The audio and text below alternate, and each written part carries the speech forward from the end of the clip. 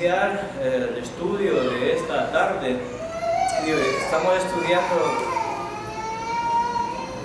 el libro de los Salmos y estamos en el Salmo número 81.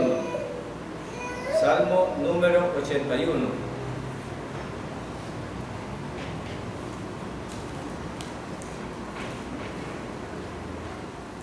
Este Salmo número 81 es un salmo didáctico, es un salmo que nos va a dejar enseñanza y es un salmo que cantaba el pueblo de Israel. Y aquí está dividido en dos partes este salmo, pero vamos a estudiar esas dos partes del salmo. Y estas son inspiraciones de los hijos de Dios, pero que cantaba para el pueblo de Israel, para su consuelo. Y ellos en estos salmos iban estableciendo la historia del pueblo de Israel. Salmo número 81. Ese Salmo 81, casi todos los salmos tienen algo que nos enseñan, pero vamos a ver en este Salmo número 81 qué nos puede, qué podemos aprender. Dice el Salmo número 81. El epígrafe aquí pues es bondad de Dios y la maldad de Israel, del maestro del coro con la cítara de Gad de Asaf. Cantad alegres a Dios, que es nuestra fuerza. Alabad con gritos de alegría al Dios de Jacob. En este verso número 1 está invitando a la adoración, está invitando al canto. Podemos aprender, hermanos, que uno de los pueblos más alegres en los cantos y en la adoración era el pueblo de Israel. Y sí, francamente, el pueblo de Israel danzaba, hermanos. Danzaba de alegría con un propósito, no con el propósito que algunas iglesias lo hacen hoy como show, por locura, por cuestiones de eso. Israel lo hacía netamente porque era parte de su cultura, número uno, y dos, lo hacía como un resultado de las victorias que ellos iban teniendo. Lo mismo habían de alegría como de tristeza. En este caso, el salmista dice: canten con alegría a Dios, cantemos con gozo. Algunas veces nosotros cantamos cuando estamos alegres y también hay canciones de tristeza. Y nos expresamos y como que si el alma se vacía, como que si el alma se aligera cuando se hacen estos cantos. Bueno, y hasta los borrachos y hasta los enamorados, por eso los cantos los usan como para expresarse. De esta misma manera se usan los cantos en la música sacra, en la música sagrada para Dios, es para lo mismo.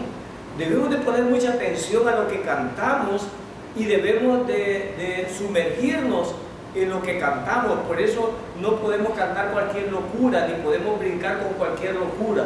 Tenemos que tener cuidado con eso. Tiene que tener sentido. Para ellos tenía sentido lo que cantaban. Y el primer verso nos motiva a la adoración por cantos. Pero algunas iglesias abusan de esto. El pueblo de Israel lo hacía porque el pueblo de Israel pasaba hasta un día adorando, o 7 días adorando. Entonces había tiempo para todo eso. Pero hay hermanos en las congregaciones que no aguantan ni media hora, no aguantan ni una hora, ¿verdad? Y sí, algunos aguantan una hora cantando, si ellos son los que están cantando, o si ellos son los protagonistas.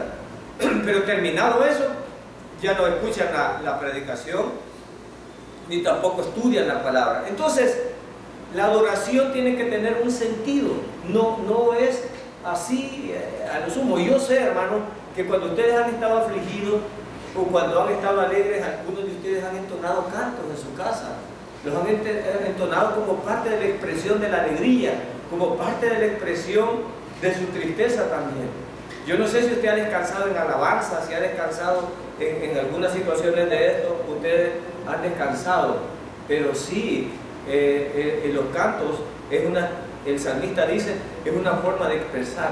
Y David es el que introdujo la música en la adoración en el tiempo de Israel, ya que David, recuerdan que una de las primeras cosas que David hizo cuando estaba ya con el rey Saúl, era tocar música, ¿verdad? Tocar música. Así que David como que tenía varias habilidades, era valiente, era el profeta, pero tocaba música también. Entonces él introdujo. En este verso 1 del Salmo 81, entonces él expresa que hay una adoración a través del canto y hay que gritar, como gritan en el estadio, como gritan en otras partes de alegría. Esa es la forma en que se viene a adorar. A veces somos criticados en algunas iglesias y los pentecostales en este caso lo hacen bien. Los pentecostales, yo no sé si tiene sentido, pero ellos es una locura oírlos a ellos. Gritan, braman y hacen un montón de cosas ahí. No sé si lo hacen ya como costumbre o si realmente lo hacen porque lo sienten. Y hay otras iglesias donde dice esta iglesia bien apagada, pero apagada se le llama la reverencia o la cordura en los cantos. Es como que alguien le pongan rock de ese ruidoso a una música diferente. Entonces, para Dios hay una música sacra y la alegría se manifiesta. No solo, el problema de algunos pentecostales es que están alegres solo en el culto, cuando salen ya les acabó la gasolina. En cambio nosotros es permanente en la que debemos de tener esa alegría. Entonces el verso número 1 dice: cantad alegres a Dios, que es nuestra fuerza, alabad con gritos de alegría a Dios, el Dios de Jacob. Verso número 2: cantad al son del pandero, de la dulce arpa y del salterio. Aquí se mencionan, me imagino que son los instrumentos que ellos tenían en esa época. No me pregunte si es válido que, hermano, como ahora hay más instrumentos, ¿será válido usar todos esos instrumentos para tocar? No me pregunte eso a mí. Pero lo que sí yo le puedo decir es que la intención de la música sacra, el único punto es la adoración al Todopoderoso. Si eso se hace así, pero si se usa como pretexto para otra situación, no creo que no cabe. Aquí menciona los instrumentos, no sé por qué los menciona, pero él dice que canten con arpa, con salterio y con panderos. Y sí, esta música es agradable a los oídos y Dios se alegra con las alabanzas en ese sentido. Entonces estamos con la adoración con música. Verso 3 dice: tocad la trompeta al llegar la luna nueva y también al llegar la luna llena, que es el día de nuestra gran fiesta. Los judíos, hermanos, tenían algunas fiestas que yo, hermano, cuando estaba pequeño, las fiestas patronales lo alegran a uno de los pueblos. Y entonces cuando yo estaba pequeño, yo no entendía. Nací en un hogar cristiano y no eran muy estrictos en esto, pero sí nos reprimían algo en esto, lo que otros los hacían comúnmente de pasar en las ferias de los pueblos. Pero las ferias de los pueblos, las fiestas de los pueblos, tergiversadas por la Iglesia Católica, que al final pierden el sentido de todo, pero me ponía a pensar que el origen distorsionado de eso tiene un origen verdadero. El pueblo de Israel, Dios le declaró qué fiestas iban a tener, pero cada fiesta de Israel, hermanos, tenía un significado. Por ejemplo, cuando salieron de Egipto, hicieron la Pascua, y cada vez que tenían una victoria, entonces era declarada una fiesta. Pero ¿con qué propósito era declarada la fiesta? Y la fiesta, no quiero que tengan el concepto de las fiestas que tenemos nosotros o de las fiestas paganas. Estamos hablando de fiestas religiosas, estamos hablando de fiestas del pueblo de Dios. No estoy hablando de fiestas patronales ni de fiestas en términos generales. Entonces, ¿en qué consistían las fiestas, la liturgia de las fiestas del pueblo de Israel? Bueno, había la unión del pueblo y tenía un propósito. ¿Y cuál es esta fiesta? Esta fiesta es de la victoria de la salida de Egipto. ¿Y cuál era el propósito? Por eso dije que este salmo era didáctico. Los niños, los jóvenes, aprendían que los padres estaban celebrando que Dios, el Todopoderoso, los había sacado de un lugar de esclavitud. Entonces, la fiesta la repetían de generación en generación y la fiesta tenía un nombre y tenía un propósito. Y el propósito era didáctico. Ahora han querido hacer, algunos quieren disfrazar eso, pero lo tergiversan y Dios no ha dado la orden. Aquí Dios había dado la orden, estamos hablando de los eventos históricos del pueblo de Israel. Entonces, esta fiesta que se daba entre la luna nueva y la luna llena, algunos dicen que era la fiesta de las trompetas, otros la fiesta de la Pascua, y mencionan varias fiestas, pero algunos consideran que era la fiesta de los tabernáculos que ellos celebraban. Cada una de estas fiestas tenía un propósito. Entonces hacían sonar la trompeta por la fiesta, y en la fiesta no duraba un día. Estamos hablando de luna nueva y luna llena. Entonces, pero tenían un significado. La fiesta de los tabernáculos era de mucho gozo, de alegría, pero centradas en el Dios Todopoderoso que había rescatado ese pueblo y que era el Padre de ese pueblo. Me puse a pensar por un momento yo cuando miraba esto, que como hasta estas alturas y hasta que preparé este estudio, jamás en mis 55 años alguien me había dicho para qué era la fiesta.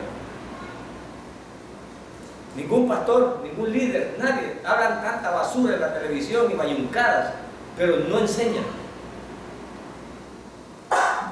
Entonces, las fiestas de los pueblos aparecen tergiversadas, agarrando de Israel, pero ya no tienen ningún propósito, hermano. Y vemos que las fiestas paganas, porque también había fiestas paganas, ¿verdad? Y las fiestas paganas, y yo digo aquí, las fiestas paganas son diferentes a la fiesta del pueblo de Dios, son una cosa bien diferente. Entonces, parece que han revuelto. Imagínate, Dios odia la corrupción, Dios odia las mezclas. Y en las ferias religiosas, porque las ferias, cada una de las ferias de los pueblos es a San Caralampio, a San Carampapio y a San no sé qué, pero es un pretexto de un santo, pero en la fiesta es un degenere completamente que hay.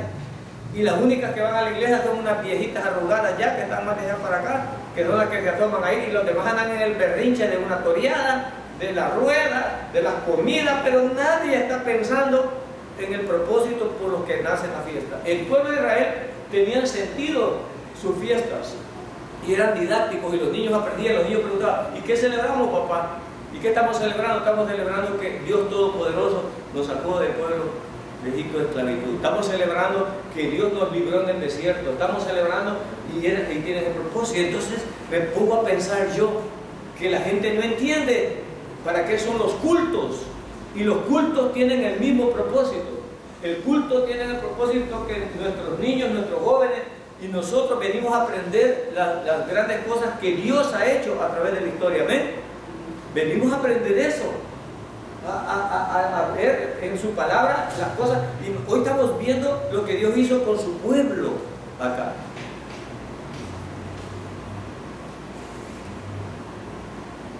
Verso 3, verso 4. 3 decía, tocad trompeta al llegar la luna nueva y también al llegar la luna llena. Por eso decía que era la fiesta de los tabernáculos, que era la que tenía la tradición de hacer esto, que es el día de nuestra gran fiesta. Venir al culto debería ser una alegría. Venir al culto debería ser aprender algo nuevo. Y nosotros, los que estamos al frente, tenemos la responsabilidad de prepararnos para enseñar algo nuevo a las personas. Tenemos que traer algo que Dios revela y nos enseña. En este caso, el propósito de los cantos, el propósito de la adoración era darle a Dios toda la grandeza. Y el propósito de la fiesta didáctico era enseñar algo, porque cada fiesta judía tenía algo que revelar para que aprendieran los demás. Verso 4.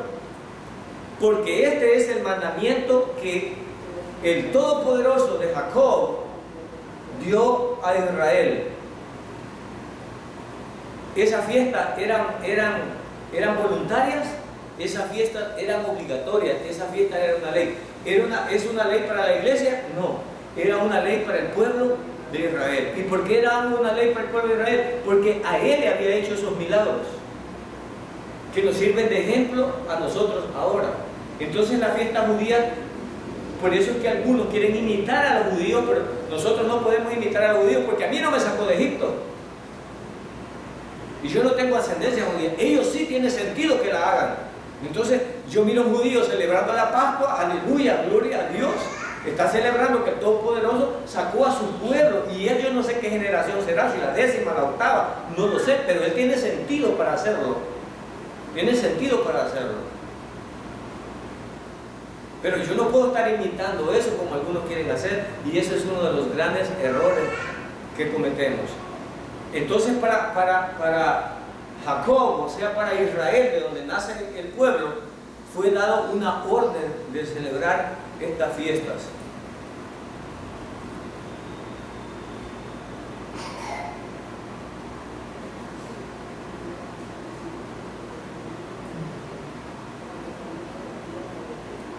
Todos los creyentes verdaderos se deberían de congregar, hermanos, pensando en esto.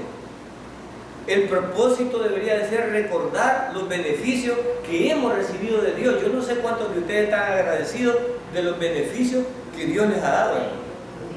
Sus hijos, el techo, la comida. Pero yo en el culto de oración decía, hubo 10 leprosos que Dios sanó.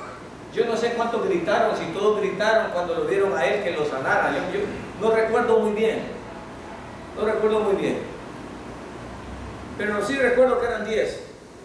Y sí recuerdo que lo didáctico de esa acción es el agradecimiento. Y vino, sana a los 10. Pero de los 10, uno. Ese eres tú, hermano. Hay unos ingratos que solo para pedir sirven. Los que somos padres, hermano, cuando tenemos hijos que solo para pedir sirven. No sé cómo se siente usted. Pero de estos 10, uno regresó a decir gracias. En esta congregación yo no sé cuántos realmente están contentos de que Dios los ha salvado y vienen a cada culto a decir gracias. ¿A cuántos Dios les ha protegido sus hijos, sus hijas? ¿A cuántos no se han enfermado? ¿A cuántos Dios los ha librado de la muerte? ¿A cuántos Dios nos ha dado alimento, nos ha dado techo, nos ha dado vida? Y a decir gracias. Y esto debería ser todos los días. ¿Y qué pasa? ¿Por qué los cultos deberían de ser todos los días? Por lo que las fiestas duraban hasta 3 meses para Israel, para que no olvidaran los favores que Dios hacía, porque la gente olvida rápido. La gente olvida. No sé si usted ya ha hecho un favor y la gente después como que no la conoce, ¿verdad? La gente que como que no la conoce, ¿verdad? Entonces Dios nos da favores a cada rato y a veces como que no lo conocemos. Y hay cristianos, yo no sé si son cristianos porque yo no puedo decir eso, solo Dios sabrá si son visitantes o son cristianos, pero los que son agradecidos regresan cada vez que hay un culto para darle gracias a Dios y decir aquí estoy y doy testimonio que soy creyente y que yo vivo bajo la soberanía de Dios. Y eso es lo que hacemos, ¿no? Eso es lo que hacemos. Y Calvino decía eso. Calvino decía Calvino, los creyentes verdaderos se deben de congregar y el propósito debe de ser recordar los beneficios que han recibido de Dios, progresar en el conocimiento de su palabra y dar testimonio de su unidad en la fe. Progresar en su palabra y dar testimonio. Hay hermanos que son viejos de ser creyentes y son ignorantes bíblicos. Hay hermanos que ahora van a ver la novela de Moisés y creen que todo lo que está saliendo de la novela es la palabra de Dios. Hay hermanos que creen que la Reina Valera es la Biblia perfecta y no investiga nada. Hay hermanos que lo que ven Discovery Channel o estos canales que hoy para hacer dinero, a la Semana Santa sacan solo cuestiones de Dios, y estaba el Discovery, está el History Channel, y empiezan a decir, y los hermanos están ahí, están con la boca abierta. Aquí en el culto no, pero ahí están con la boca abierta. Y lo que ven en la televisión ya lo repiten como que es la palabra de Dios. Y ellos son guiones que han hecho los hombres sacados de ahí, pero los han hecho por comercio, no porque les importa enseñarle a alguien. Y en las iglesias así es también. Hay pastores que solo están ganando el salario y no le están enseñando nada a la congregación porque él es haragán y no estudia tampoco. No se prepara. Pero Calvino decía que igual que Israel se reunía para celebrar esta fiesta, en los cultos nosotros debemos de celebrar lo que Dios ha hecho por nosotros. Amén.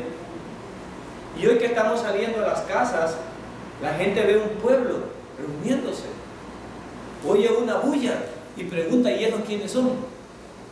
¿Y a dónde llegaron? Porque siempre hay pesquizonas y la más chambrosa, o la más chambrosa del lugar, oiga, porque esa va a dar el mensaje a todos, esa va a dar el evangelio, va a decir: ahí estaban hablando. ¿Sí? No, lo va a decir, es que es la más chambrosa, siempre hay que invitar a la más chambrosa porque esa dice todo, y esa puede regar, es la mejor evangelista que podemos tener. Entonces el Salmo en su primera parte invita, hermano, a la adoración, invita a la alabanza, y en el verso número 4 establece un estatuto, establece una ley para celebrar esas fiestas. Vayamos a Levítico capítulo 23 y verso 41. Levíticos capítulo 23 y verso 41. Este salmo, como son israelitas, ellos están citando la palabra o las órdenes que Dios les había dado. Levítico capítulo 23, verso 41. Y les da la orden ahí, dice: cada año, en el mes séptimo, celebrarán una fiesta de 7 días. ¿Cuánto duraban? ¿Ah?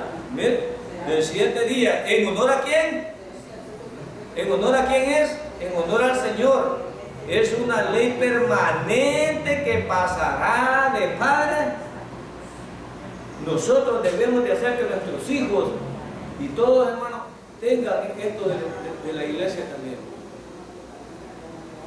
Y luego dice: durará esos 7 días todos vosotros los israelitas de nacimiento. ¿Somos israelitas de nacimiento nosotros? No tenemos por qué celebrar, pero tenemos que aprender de ellos. Tenemos que aprender de ellos. Vamos a ver, ¿cuál es el estatuto que es dado a la iglesia? ¿Cuál es el estatuto que es dado a la iglesia? Parecido al de los israelitas. ¿Cuál es el estatuto dado a la iglesia? No dejando de congregarse como algunos tienen. ¿Ah? ¿Se da cuenta? Aquí tenemos una ley, nosotros tenemos otra ley. No dejando, y está en carácter negativo, o sea que no hay que hacerlo. No dejando de congregarse como algunos tienen. Entonces a ellos les había dicho: este estatuto tienen ustedes y va a pasar de padre a hijo. Y también no dejando de congregarse de padre a hijo. Dejemos de darles el ejemplo. Entonces los salmistas no eran cantos por cantos, tenían una razón de ser y estaban basados en la ley. En ese verso número 4. El verso número 5 dice también: es el mandato dado a José. Cuando Dios salió contra Egipto, oí una voz que yo no conocía. Fíjense bien. En el hebreo, en este salmo, José, está escrito de una forma más larga, no normal como se escribía Joseph en el hebreo, que es una forma, la forma normal de escribirlo. Indicaba que el salmo había sido escrito por alguien que conocía mucho de escritura. De todos modos, este salmo fue retocado posteriormente y se refiere a la obra que Dios hizo contra Egipto con las plagas. O sea, esta fiesta recordaba cuántas plagas eran, hermano. Nosotros de tanto que estudiamos, ¿cuántas plagas? 7 o 10. Las 10 plagas. Bueno, entonces Dios hizo eso. Y hasta eso ha salido en esos 2 canales que les digo, para hacer pisto, en esos 2 canales que han querido explicar, óigame bien, han querido explicar con la primera plaga que las demás son consecuencias, pero yo les voy a decir como les dijo una viejita cristiana, y un inteligente se quería burlar de ella. Usted, señora, me decía, no sea sencilla. ¿Cómo va a creer que Dios va a partir el mar? Ellos pudieron pasar porque había la marea baja. Entonces había bajado la marea, le dijo, y por eso es que pudieron pasar. Gloria a Dios, aleluya, dijo la viejita. Y más bravo se puso el otro. Le estoy diciendo que no sea sencillo, todavía se alegra. Sí, ¿cómo no me voy a alegrar? Le digo, imagínense que Dios ahogó a los egipcios en seco. si no había agua y los ahogó en seco, ¿cómo no me voy a alegrar? ¿Cómo es de poderoso el Señor? Ahora les estoy diciendo yo aquí, esas 10 plagas, dicen ellos, que la una originó la otra. Entonces, ¿cómo pudo Moisés adivinar que iban a pasar todas estas plagas? ¿Y cómo podía Moisés, no siendo científico, cada vez ir y decirle cuándo iba a entrar otra plaga? ¿Y cómo iban a saber cuándo se iba a detener y cuándo iba a ser la última? Todavía es más ridículo, como dice la viejita, me alegro más todavía, porque siendo ignorante Moisés y no habiendo ciencia, que ahora supuestamente explica eso, Moisés pudo manejar toda esa ciencia y hacerlo como representante de Dios. Entonces verifica eso, verifica eso.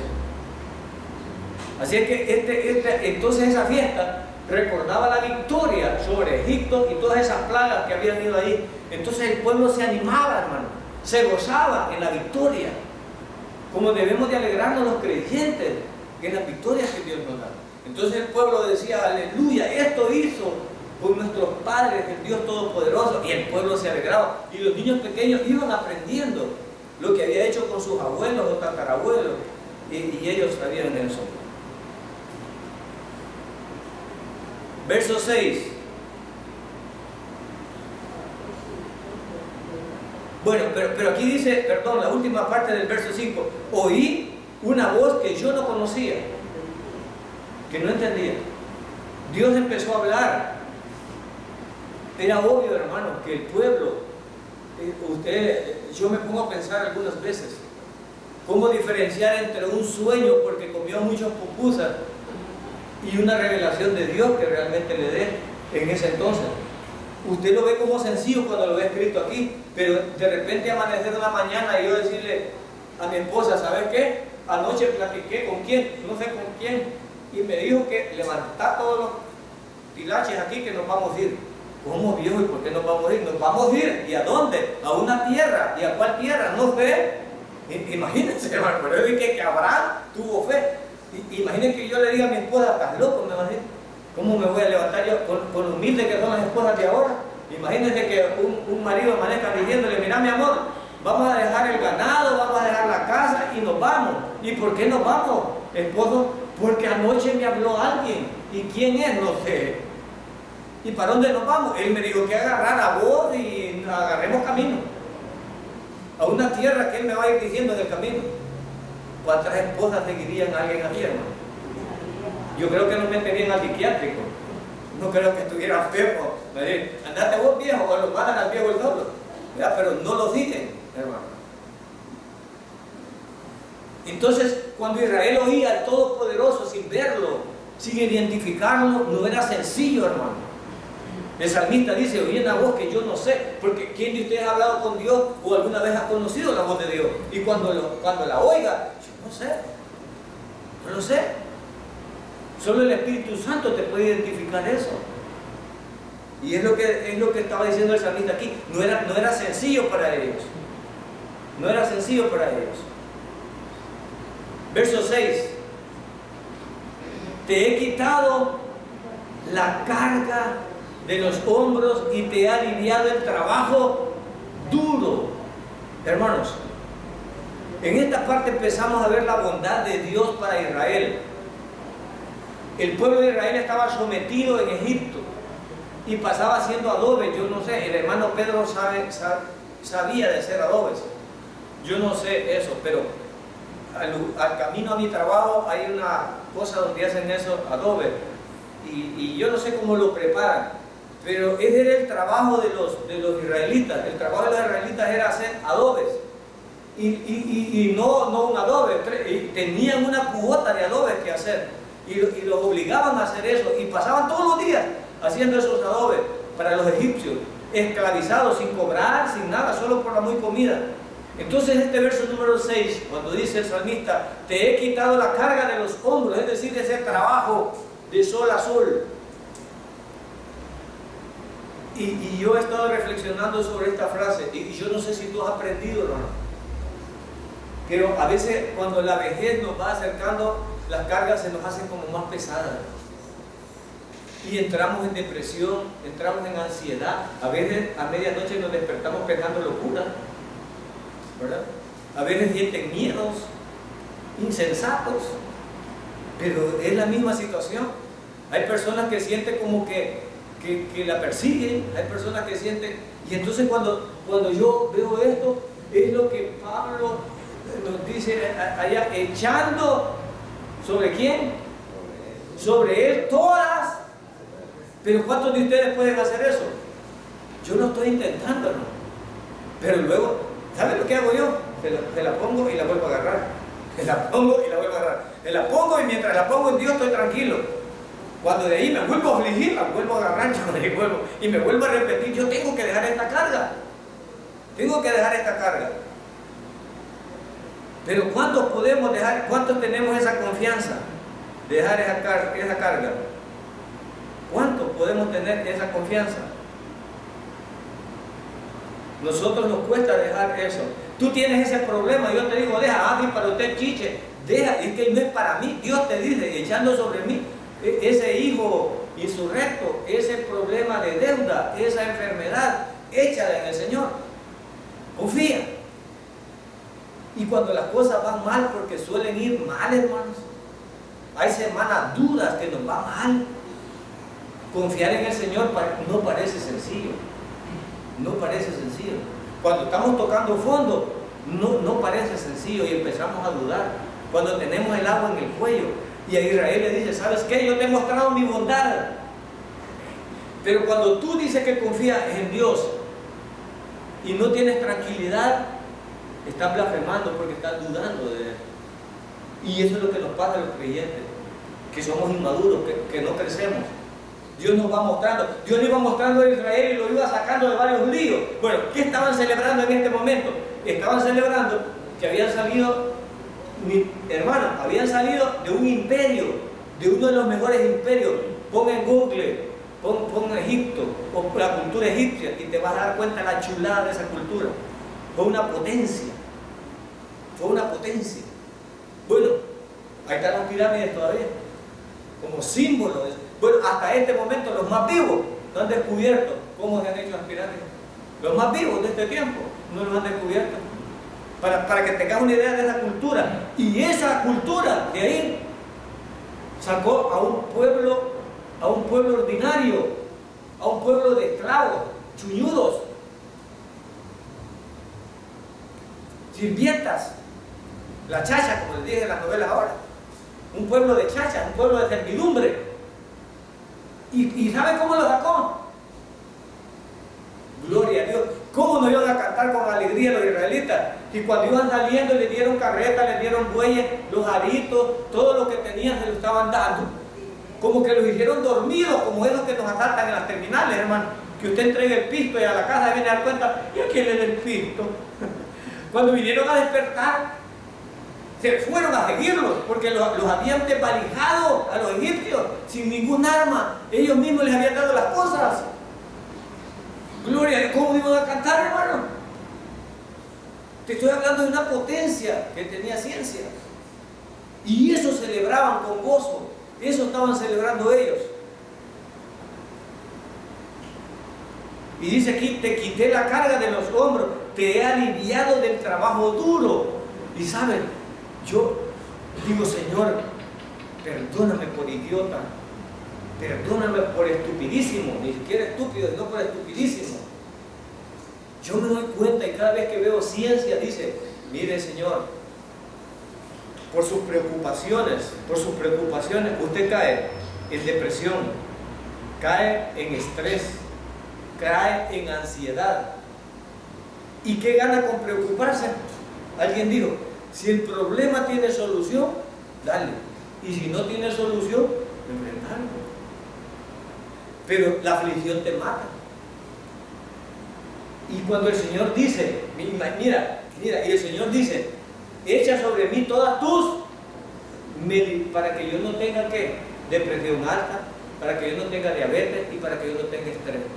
Dios quiere un pueblo sano, pero tiene un pueblo podrido por incrédulo. La pastillita suya, ¿por qué la pastillita cree usted?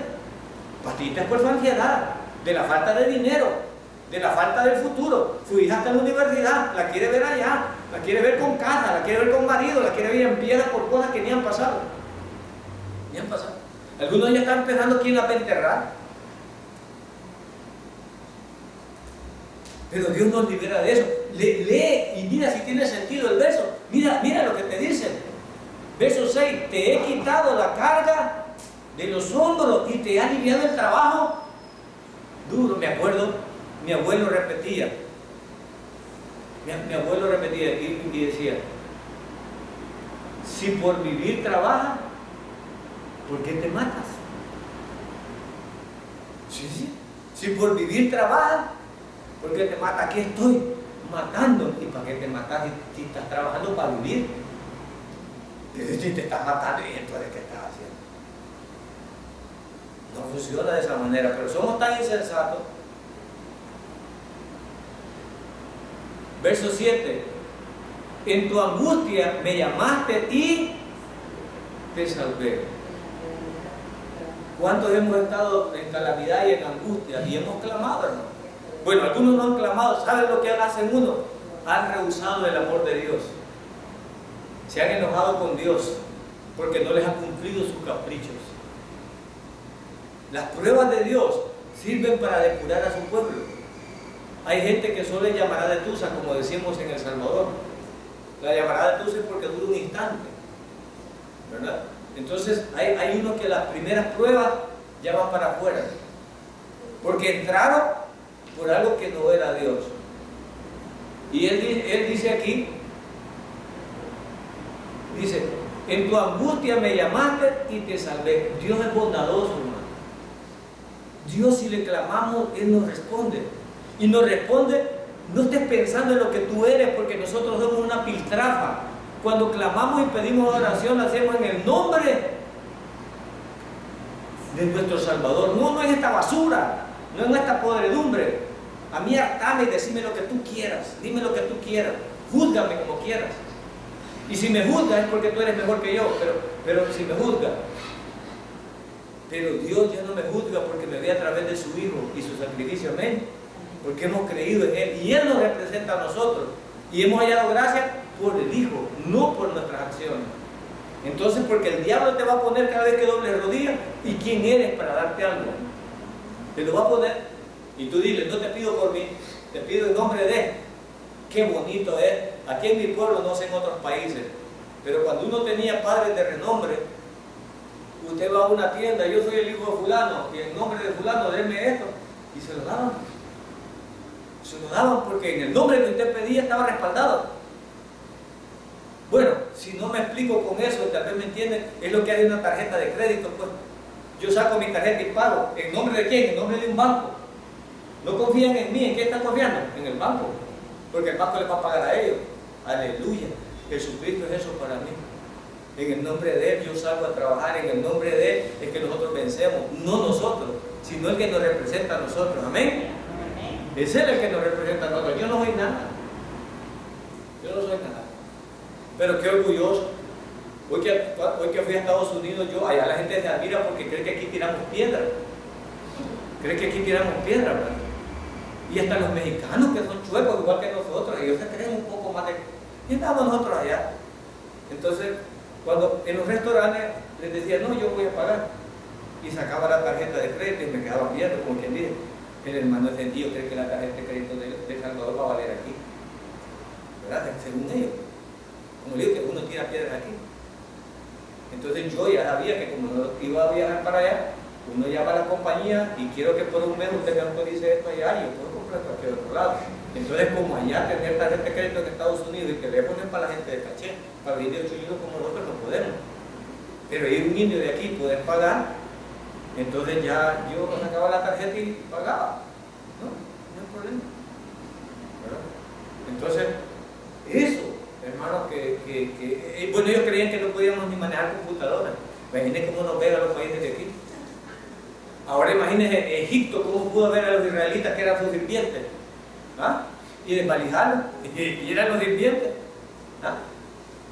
No, hermano, gloria a Dios, cómo iban a cantar en la fe, en su fiesta, pues, cantando con el Dios Todopoderoso lo que hacía. ¿Y a qué hora hicieron esto, eso? Decía.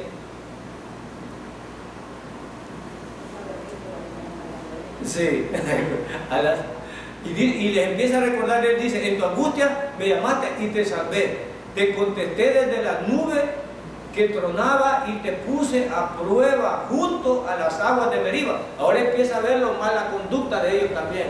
Ellos habían fallado, habían probado a Dios en las aguas de Meriba. Empiezan a contar el salmo de la salida de Egipto y toda la relajada que habían hecho en el trayecto. Ellos sabían, pero yo no los puedo juzgar si nosotros hacemos lo mismo, ¿no? Hoy Dios me hace un milagro, mañana estoy pecando. Hoy Dios me acaba de sacar de algo y todavía no está completo. Falta algo. Dios me acaba de hacer algo y ya estoy yo con el otro. Y quiero todo perfecto. Y no funciona de esa manera. Entonces Él les dice, esta fiesta sirve para que ustedes aprendan que sus padres fueron desobedientes también y me probaron, y porque me probaron, también los discipliné. Entonces cuando venimos a la iglesia no lo venimos a oír promesas de victoria, sino que también venimos a oír disciplinas que nos pueden dar. Y nuestros hijos deben de aprender eso. Nuestros nietos deben de aprender eso.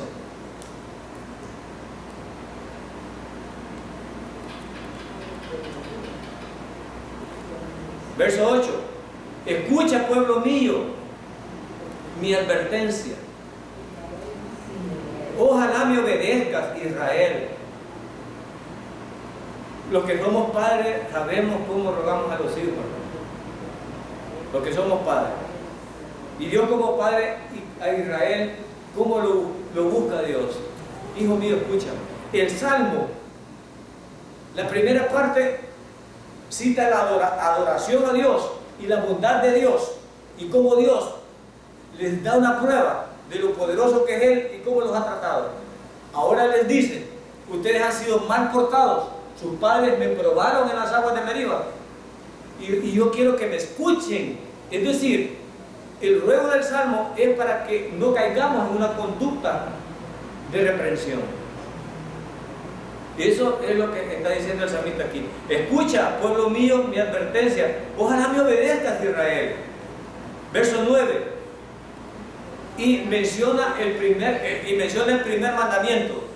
Yo soy el Señor tu Dios, el que te sacó de la tierra. Verso 9. No tengas dioses ajenos, no los adores a dioses extraños. El primer mandamiento que le había sido dado a Israel. Dios le da importancia, hermanos, a la importancia que nosotros le demos a Él. Dios es el primero en todo. Dios es el primero en todo, hermano. Con vergüenza les digo yo muchas veces, hago cosas sin haber consultado a Dios y sin hacerlas en el nombre de Dios. Soy un bruto. Muchas veces, si no es por la misericordia de Dios, hago cosas que digo, ni siquiera consulté a Dios, ni en el nombre de Dios he hecho esto. Lo hace uno en su propio conocimiento. Lo hace uno en su propio conocimiento. Pero Dios le recuerda a Israel que primero es Él sobre todas las cosas. Dios le recuerda, primero soy yo sobre todas las cosas. Debes de escuchar eso. No me rechaces. No tengas dioses extranjeros. No los adores. Verso 10. Yo soy el Señor tu Dios, el que te sacó de la tierra de Egipto. Abre tu boca y yo te voy a satisfacer. Empieza a decirle que no lo rechacen, que tengan comunión con Él.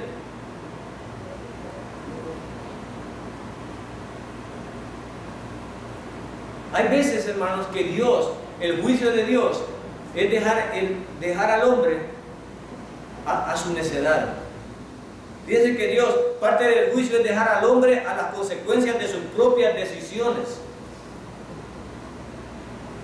Dios hermanos, a veces deja que tu rebeldía actúe. Dios no se opone contra tu rebeldía, como nosotros como padres no podemos oponernos contra la rebeldía de un hijo. A veces me voy de la casa y qué. Uno no puede. Entonces parte del juicio de Dios es dejar a los hombres en su rebeldía.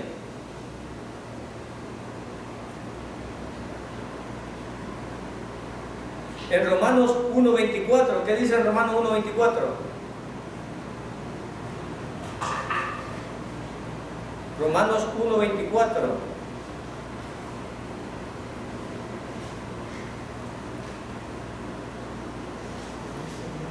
Romanos 1:24. Ahí vemos que a veces el juicio de Dios los deja en su propia rebeldía. Por lo cual Dios dice, los abandonó a sus impuros deseos, y unos con otros han cometido acciones vergonzosas. ¿Verdad? ¿Dios se los impidió? No. Dios los dejó a sus anchas. El 26, ahí mismo, el 26. Si leen el 26. Por eso Dios los abandonó. Miren, a sus pasiones. ¿Se los impidió el Señor? No, los abandonó. Y el 28. A veces el juicio de Dios es abandonar a la gente. Este 28 dice, como no quisieron reconocer a Dios, Él los abandonó en sus perversos. ¿Se da cuenta? El juicio de Dios a veces es abandonar a la gente a sus propios caprichos. Y hacen lo que ellos quieren.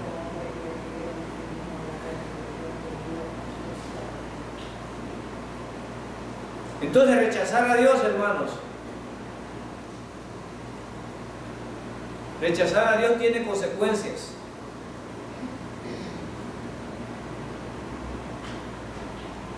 Por eso los dejé seguir con su capricho. Verso 12 dice, verso 11, perdón, pero mi pueblo no quiso oírme.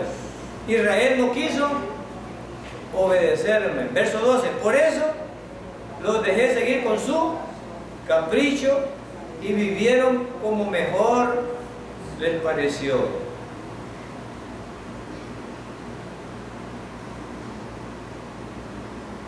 El ser humano, hermano, puede vivir a sus anchas, a su capricho, y Dios los abandona en eso.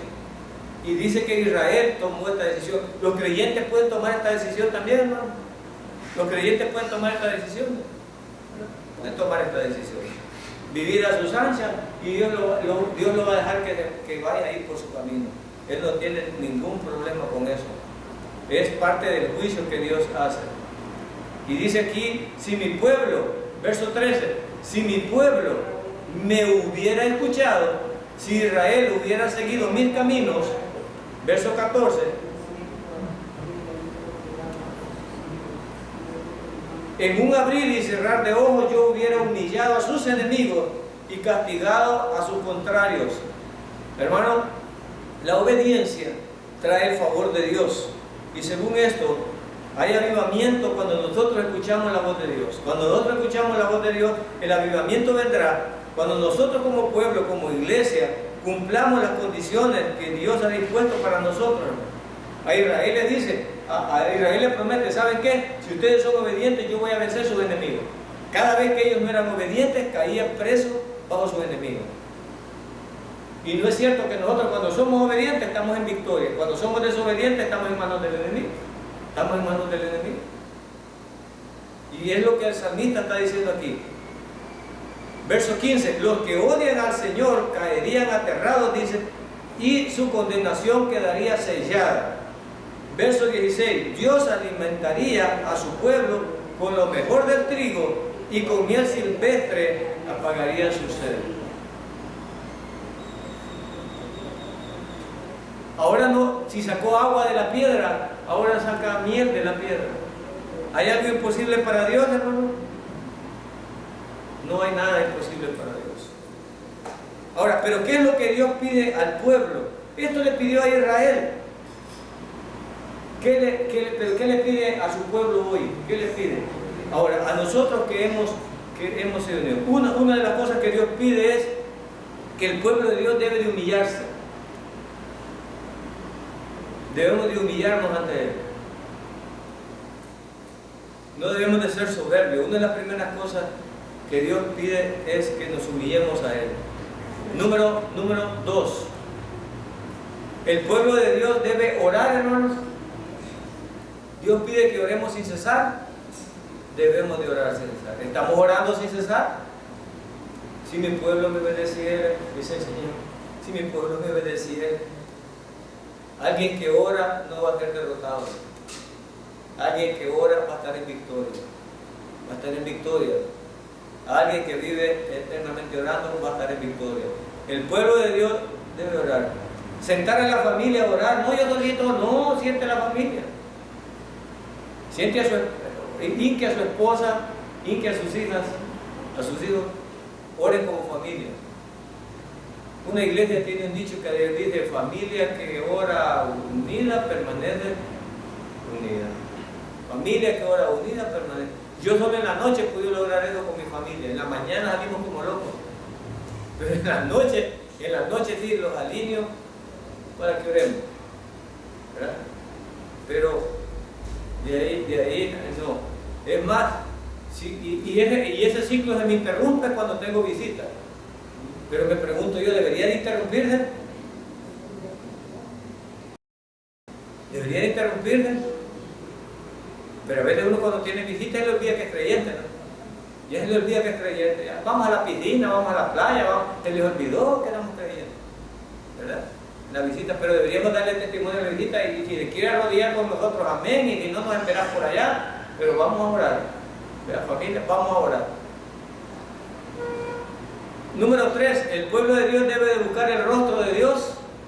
Todos los días que hay culto, el pueblo de Dios debe de buscar el rostro de Dios. Número 4, el pueblo de Dios debe renunciar al pecado. Amén, el pueblo de Dios debe renunciar al pecado. Debemos de batallar cada día por renunciar al pecado, por no ser sometidos al pecado. Número 5, el pueblo de Dios debe limpiar su camino. ¿Con qué limpiará su camino? Con guardar su palabra. Y número 6, el pueblo de Dios debe de cumplir sus promesas. Gloria a Dios. Dios nos ha hablado ahora y nosotros debemos, hermanos, de obedecer.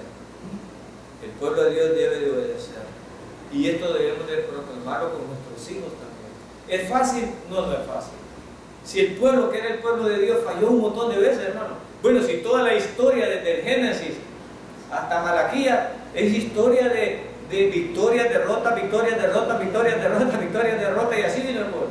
Y la vida del creyente, yo no sé quién venda la idea de que hay iglesias donde venden la idea que ahí nunca fallan, pero la verdad es que el pueblo, la vida del creyente es victoria, victoria, derrota, victoria, derrota, y lo mismo, ¿no? Y no debemos de defraudarnos, debemos de estar siempre alerta. Así es que esto nos enseñaba este salmo en esta tarde. Esperemos que Dios nos dé la fuerza para ser hacedores de su palabra. Hermano pastor, nos despide el palabra de oración.